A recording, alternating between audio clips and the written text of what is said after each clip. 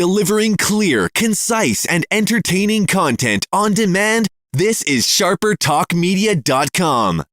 Join the community. Welcome to Higher Up, the podcast designed to help you take your business to a higher level. Get the latest news and updates on everything human resources. Unlock the occupational DNA so you can identify, select, develop, and retain top talent. And now your host, John Beck.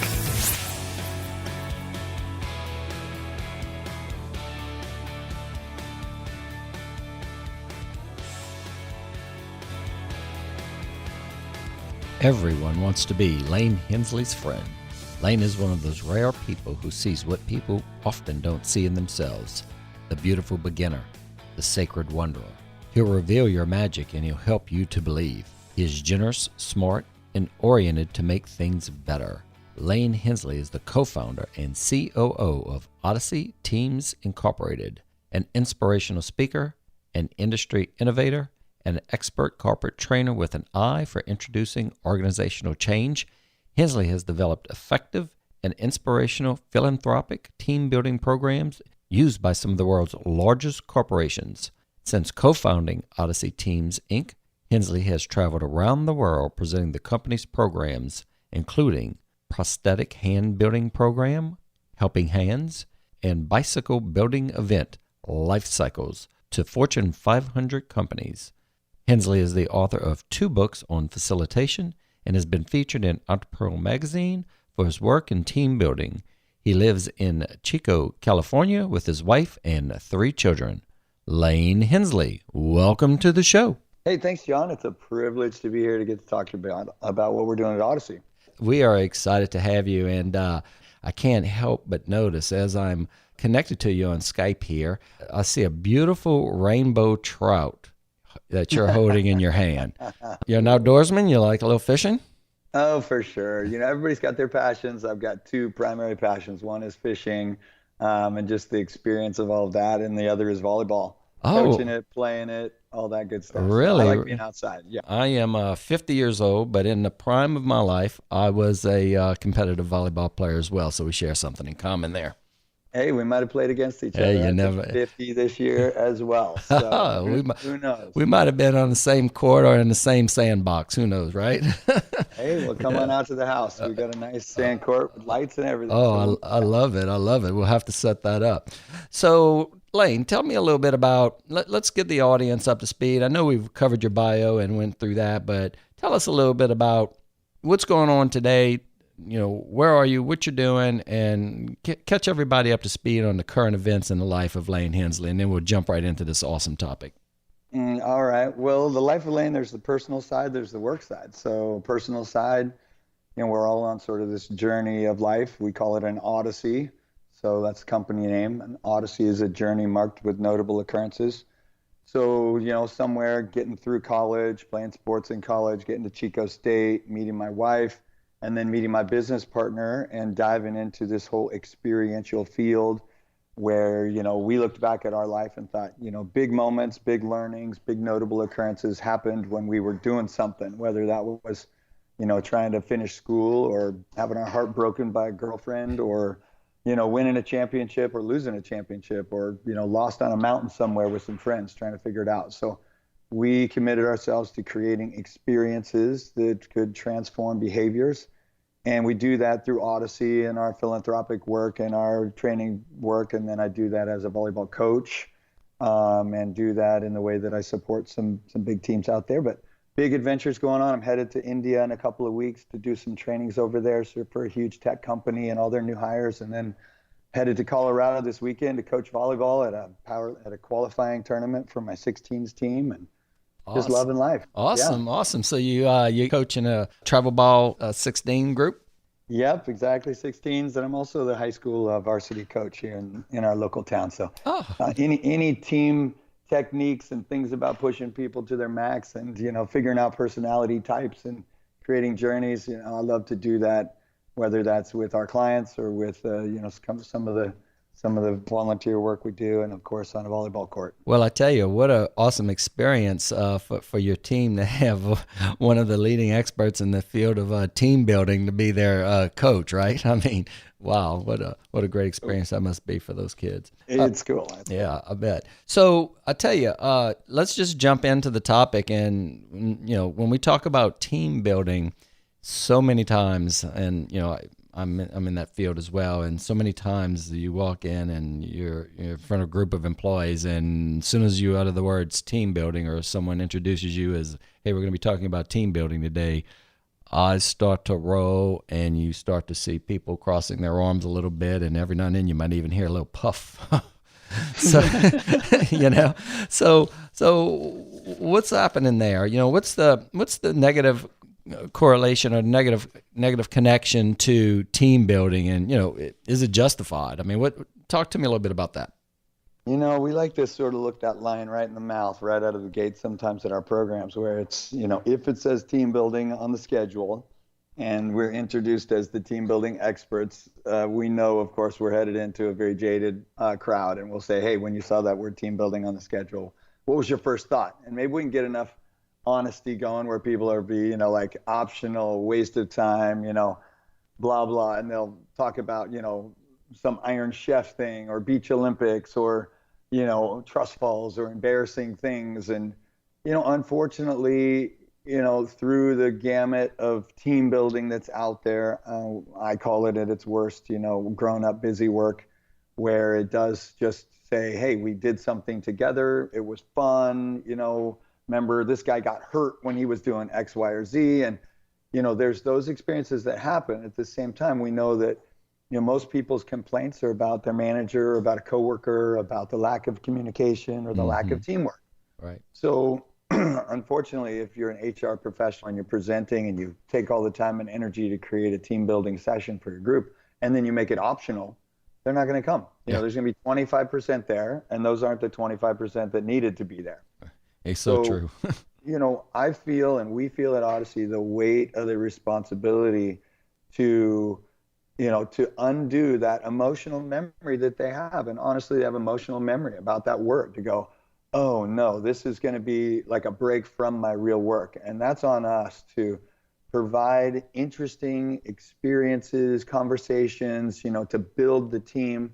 But our concept is that individual building done in a group creates team building. Mm-hmm. So how do you tap that individual and go, look, this isn't about some mythical team out there. This is about you and the patterns you bring to the greater group, recognizing your reflexive tendencies, recognizing even your resistance to be in this team building itself, and even your resistance to me as the leader, and being okay with that, and just saying, hey, this is the current state of this group and the individuals in it, and we're going this way, bang, and just go there with such power and confidence and such a relevant experience that at the end, that's the fun part. The bar's pretty low, though.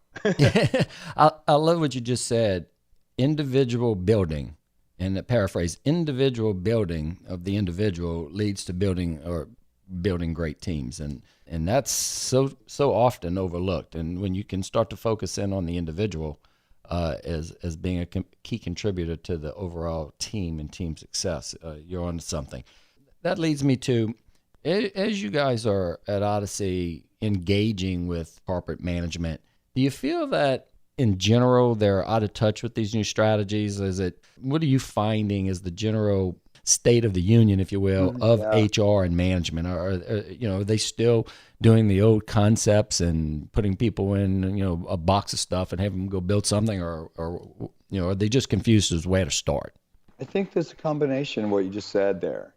There is definitely a sense that we know our teams need to be improved. We know that if we leave things to their sort of reflexive state, that it goes toward negative, like a boat going across a lake. If you don't have your hands on that steering wheel, if you let go, that which propels you will also move you off course. Right. So what propels us is the dramatic personality types. And this person's like a total go-getter and high energy. And this person's like, I just want to be in my cubicle. And this person is let's talk more. And somebody's like, let's stop talking and get some action going. So how do you put those things together to recognize the value of that diversity, to recognize that, hey, we need to be moving in this direction? And I think a lot of HR folks, and then you get the bean counters connected, and they go, hey, we were going to have this couple day meeting, and we're going to talk about, all these really important things, and we were going to do a team building, but that we're tight on budget. Let's cross off the team building part. And then you're just talking to the intellectual self, and people understand what it's like to operate in a team. They understand how important it is. But if they don't have some emotional memory of what it felt like to really work together through a challenging activity or through something where they saw the value of those diverse personality types, they were reminded of what it feels like to get something done with a bigger group and have great impact. And maybe their company does, but in the busyness of day and the challenge of my email and this and that meeting, right, and I don't like that person in the meeting, they said that my idea wasn't as good as whatever. We got to reset that stuff so that we can, the rising tide lifts all ships, and have all of that come up together. Who in the organization, who's reaching out to you guys charged with the task of righting this ship, if you will, and trying to help an organization get their team on course from the HR department of the organization? And then the follow-up on that is, when they're reaching out to you, what's the common theme? What are organizations looking to try to achieve? Is it engagement or reducing turnover or increasing overall performance? What do you find as the thread that is kind of tying these organizations together? And typically in the organization, just to repeat, who's the champion that's trying to lead that charge typically that you guys are dealing with directly? Yeah, well, there's twofold there. So two answers would be the HR person for sure, because they're in the front lines of sort of the complaint train, right? They've got people sitting in their office talking about this conflict or that conflict, and somebody who they used to really like working with, they don't like working with anymore. And this HR person is hearing from both these people and going, these are two good people. How come they can't work well together? How come they've lost sight of what we're ultimately trying to accomplish here, both as individuals and as a company? So when they feel that pain point, they recognize that the emotional memory and the filters that these people are viewing their work environment and their relationship environments through is so clouded that even if something great happened on a Tuesday, they wouldn't see it because they're still irritated about Monday and they can't wait till Friday. So, how do you reset that filter? And there's plenty of books and conversations about the lenses people see the world through. So we got to clean those lenses up and recognize that those people who challenge us the most at work are actually teaching us the most about ourselves and about how to be better and how to appreciate those diverse opinions. And then the next group is either the very top of the company that's looking down at their next level managers or those next level managers that go, hey, we've got a huge group of my sales team getting together. We've been through a ton of change. And that's the most common thing is how do we get people to respond well to change, drive change, embrace change, adapt to change, and learn from it faster than our competitor? Because when the external pressure is on people, we default to reflexes the most in that environment. And if we don't teach people, and they really have to learn how to pause in the middle of, like in volleyball, in the middle of the highest pressure moments, right? Can we call a timeout and pause long enough to control our physiology and start going to our training, our preparation, our routines? And in companies, we work so much and so busy, there isn't always time for that timeout to go, hey, what is going to serve us right now in this pressure environment? Everybody feels those reflexes, but the people that can rise above those reflexes and build bridges whenever people are building walls, that's the skill that has to be developed as much as any skill. As you guys are entering in and conducting these sessions, and whether it is executive level or management sessions, I noticed that in a lot of the reading I've done on your group, we talk about shared experiences or giving back and having this really collaborative process. Share with me a little bit about that type of approach in terms of bringing people together as a team. Boy, on the Odyssey, our company, we knew in 1999, so before Odyssey, I worked in a bike shop. My business partner is a triathlete. We were doing fun runs for a women with cancer survivors retreat we were a part of. He started a thing called the Greek Streak for fraternities to raise money for Lou Gehrig's disease when my business partner Bill was in college. So we had this sort of drive to philanthropy. Now we got into the training world and we got into the experiential learning models. And in 1999, we thought, Lucent Technologies actually came to us and said, we're one of the first companies really struggling. This is our supply chain. We want you to do something that's never been done before in the team building business around rebuilding. And we thought, okay, we got to, let's break the mold.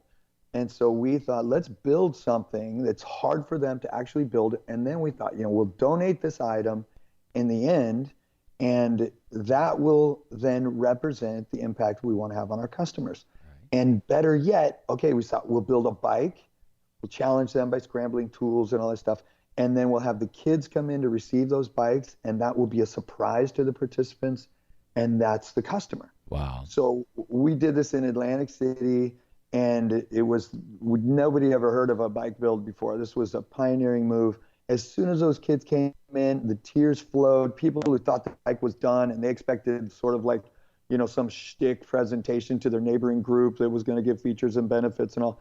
As soon as those kids came in, they were scrambling for the tools, like, oh my gosh, our bike's not good enough.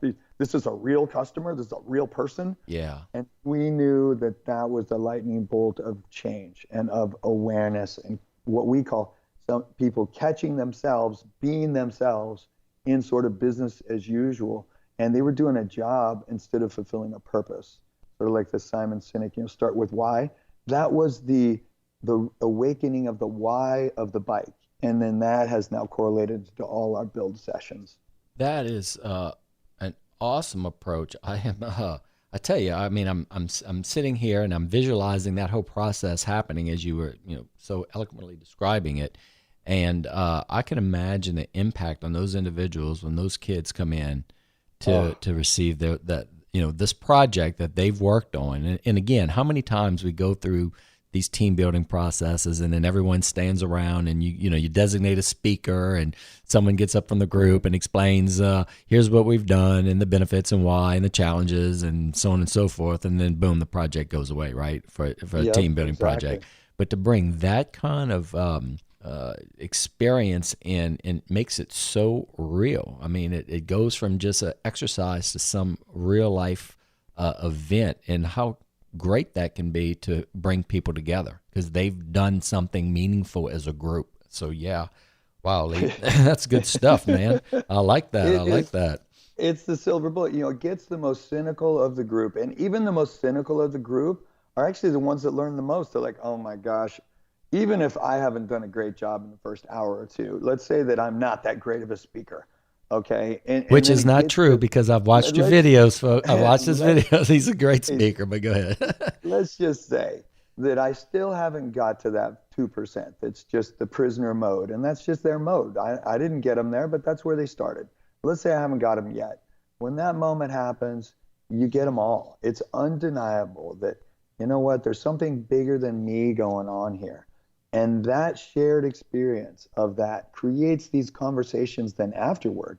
Because most people in companies, they have enough knowledge, they're just not applying that knowledge. They haven't had a moment where where they're not applying the knowledge, it got in the way so much that they've got that inspiration. When people get fired, when people get hired, these are emotional auto-save moments for our system preference. And that's when we have these moments of awareness. Somebody gets a divorce. Somebody has a child.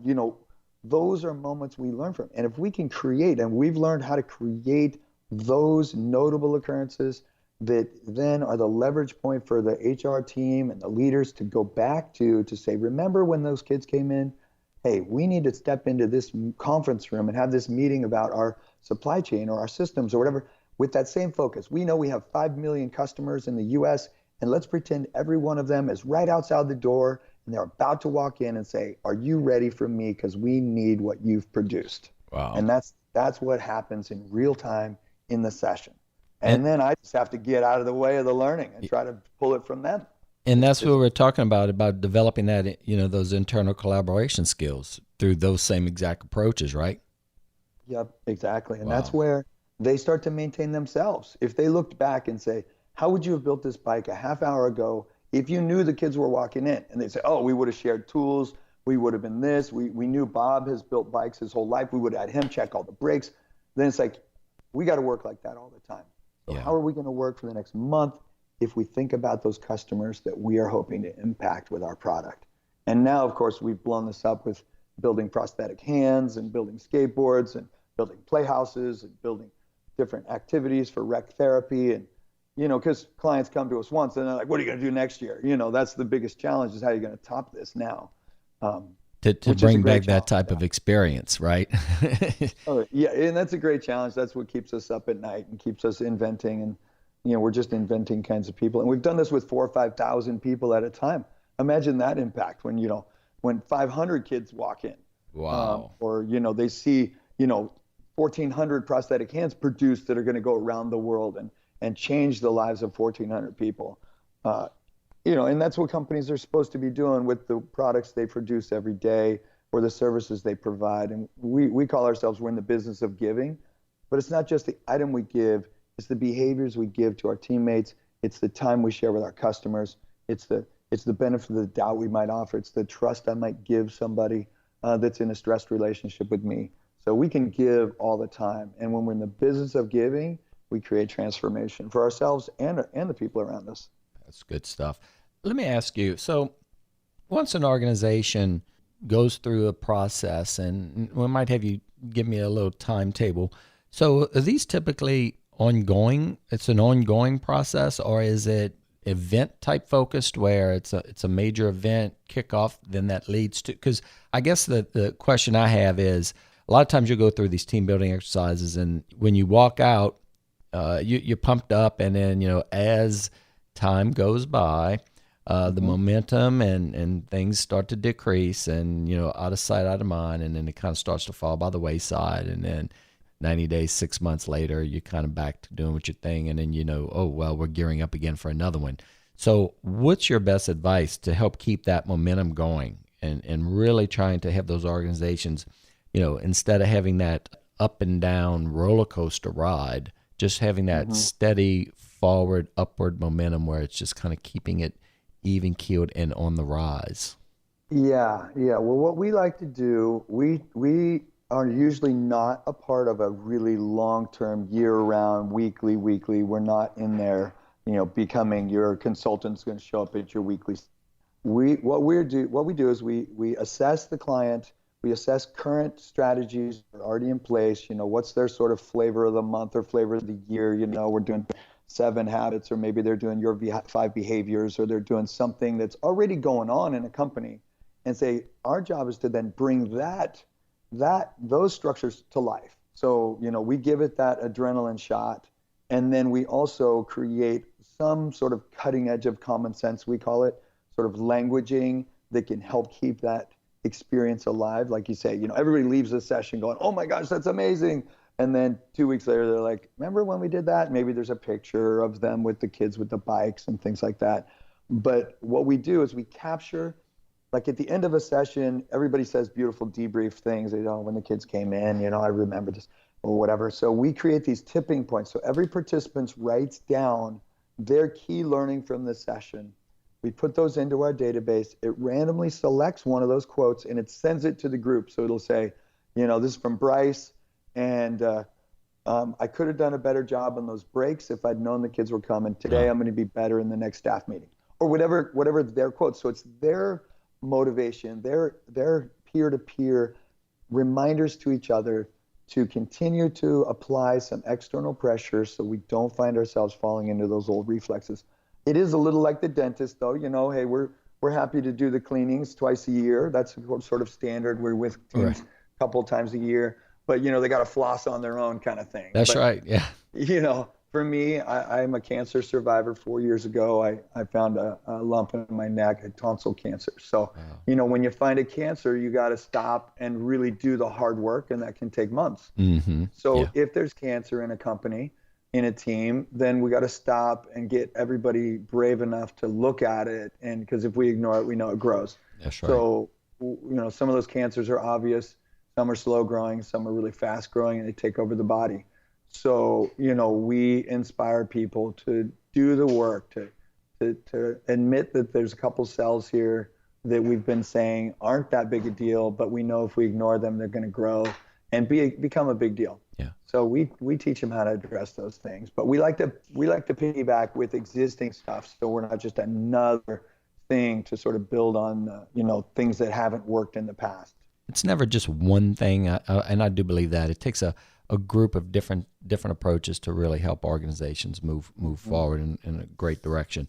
So let's move over to just one other little section, and this is something I just want to kind of touch with you on, and that is our audience is continuing to grow, and thousands of listeners tuning in on every episode. We've had peak episodes where we've had over 10,000 folks listening in, so Wow. we're really excited about those numbers. Awesome. I guess one of the questions is, so here we are. I'm an HR executive here, somewhere around the U.S., and I'm thinking to myself, wow, this stuff sounds really good. And so if I wanted to reach out, why don't you take a moment and tell our listeners, how do we find Odyssey, and what's the best approach to reach out, and how would we engage? How would an organization take those first steps to really kind of discuss the possibility of engaging with you and your organization? Yeah, well, the simple way, you can find us at odysseyteams.com, and then you can just say, hey, Lane Hensley, I saw Lane or I heard him on the podcast, and I want to learn a little more about Odyssey. But let's start with so we've done it a couple different ways. So some companies are like, hey, we want you to come and speak to our group and do the hand building or do the skateboard project or do the bike. Okay, great. We'll come in, we'll partner, and if you got 1,000 people in a room, or if you have, 50 people in a room. And then there's sliding scale. So let's say Cheeseburger Deluxes, you're going to have one of us come in. We're going to facilitate your 4-hour session or full day, or I'm going to India to do this 2-day session. But let's say you've got a 4-hour block. Boom, we're going to come in and you just hand over the keys to the room and we take over with this group, and we've done our homework ahead of time to build on everything. Great. Mm-hmm. Let's say then we've integrated it and you say, hey, we want to keep this stuff going. We're going to buy one of your hand kits and we're going to facilitate our build-a-hand kits on our own at our staff meetings that happen at all our different sites all around the country. Great. You can have your own internal people facilitate one of our give back activities. Nice. And we provide all of them in kits. And, you get your PowerPoint, you can call me, you call one of our trainers, and they'll teach you how to get the most out of it. There's also then, give backs, you got to pay for the cost of those items. So, there's those are not on the cheaper of the scale. But then there's also this whole kit. I wrote a book on all these different activities that you can facilitate yourself in 20 minutes or 30 minutes, and you could say, hey, my team is struggling with conflict resolution, or just building relationship, or we're not taking risk, and learning from that risk we find ourselves having the same conversation every staff meeting. So we need to do an activity that then we can talk about that activity instead of talking about real work specific stuff, because when you talk about that, people get reflexively defensive. Mm-hmm. Instead of learning, they're justifying and defending. So when you create this sort of neutral playing field to assess and then give people the inspiration to look at their own behaviors. And so you can do that through these simulated activities we have. You can do that through the philanthropy stuff. Or a lot of companies have great trainers, a lot of HR professionals or skilled facilitators. If you want to use philanthropy, look around your community. Look at Boys and Girls Club, look at senior centers, look at your local soup kitchens. You want to talk about service or perspective. Right. You want to talk about things like that. There's tons of opportunity to incorporate that, because everybody knows it feels good to do good. And when we pair the experience with some of the lessons we're already trying to learn in the business, and we reset that emotional memory, that's transformational. My degree is in HR and in recreation. And the definition of recreation is to recreate anew. So think about the hot spots in your team or your company that need to be recreated anew. And just like a walk in the park, it makes us feel a little better. And the scale mm-hmm. of how much recreation do you need in the relationships or in the culture of your group? Because a lot of good people end up over time evolving into something they never intended to be. And that there's a combination of ways that get them there. But we believe that you give them something to think about, give them something to do, and give them something to feel, and use that in perfect combination is how we shift the trajectory and create transformation. Folks, if you haven't had the opportunity, I encourage you to visit odysseyteams.com.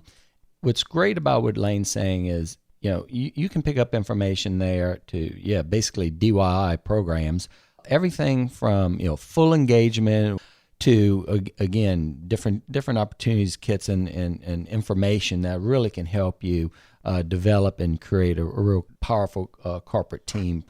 Lane, I want to take a moment and just thank you so much for giving of your time and Odyssey Teams, which is in the business of giving. And I can tell you, your approach is fresh. And if you if our listeners you're looking to find out a little bit more about that, again, I encourage you to go to odysseyteams.com. You can find out all about the programs there. Anything you want to mention as we get ready to wrap up? A long time ago when we first did the bike thing, we did it for the Drucker School of Business, and Peter Drucker himself was at that program, and he gave it the strongest seal of approval he's ever given. He just said, this is what we're missing. And we've worked with UCLA for the last 25 years. We've worked with companies around the world, and if we weren't good at what we're doing, if this stuff didn't work, we wouldn't have, our 26th year going on right now and the impact we've had. So, wherever teams are, wherever you are right now, just pause, take a deep breath and go, okay, where we are is perfect. Let's start building from here, and let's make some of the maybe toughest struggles that have happened in your company or in your group be the leverage that separates us from our competition and creates that culture shift. Because through struggle, like I said, through cancer, my life is better now than it's ever been. Yeah, man. And we have to just change our perspective of the cancer that might be going on. Yeah. Well, there you have it, folks. Odyssey Teams, odysseyteams.com. And I want to, again, thank him and giving up his time and addressing a little bit about corporate team building and a fresh new approach. And as we know here at the Higher Up podcast, that you have a choice when you're choosing your content. And we really thank you for giving up some time, your valuable time to hear what we're all about and what we have to say. So thank you again for tuning up to the Higher Up podcast.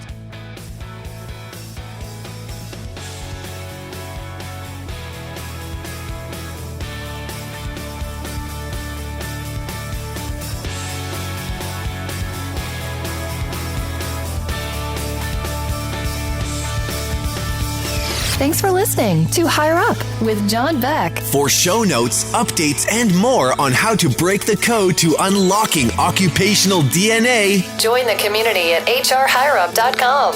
and take your business to a higher level. This has been an exclusive production of SharperTalkMedia.com. Join the community.